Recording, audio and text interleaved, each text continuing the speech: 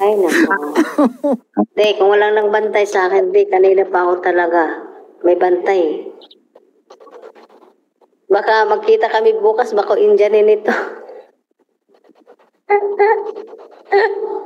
Bukas pa magkita namin ng hapon hanggang umaga. Oh, shit. Ano kaya? Makatagal kaya ako?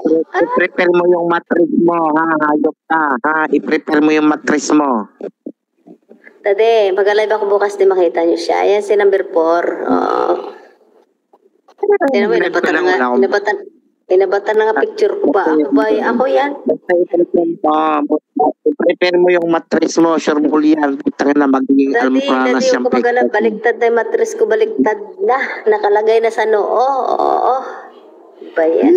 Yung pekpek mo, magkapa almara, Oo. Yung pikpik ko nakalagay sa dip ko, malito. Okay.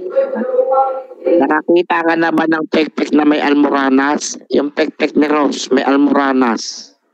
Hindi ko pa nakita yun, di. Hindi ko pa nakita yun, di. Hindi ko pa nakita talaga, di. Di, paano ba? Ano yun? Ano yun?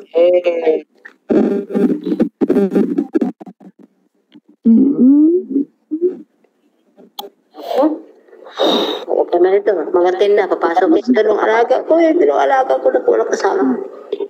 Ano pa mami nila patingin ng tenggel, patingin ng labas lago, patingin ng tenggel, patingin ng tenggel, ilabas ang tinatago. Dahil sana. Angelin on a part of the hair. Yan na.